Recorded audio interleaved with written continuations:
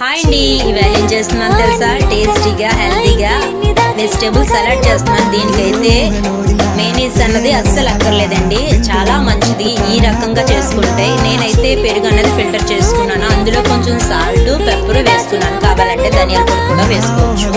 ఇప్పుడు వెజిటేబుల్స్ చూస్తున్నారు కదా, ఆ క్యాబేజ్లో వైట్ క్యాబేజ్ కూడా వేసుకోవచ్చు, క్యాప్సికమ్ వేసుకోవచ్చు. కానీ నా దగ్గర లేదు కాబట్టి ఉన్న వాటితో నేను చేసుకున్నానండి. చాలా మంది ఏంటంటే చపాతీ తింటే చాలు వెయిట్ లాస్ అయిపోతారు అనుకుంటారు, కానీ వెయిట్ లాస్ అన్నది చపాతీ ఒక్కదానికి అవ్వదండి.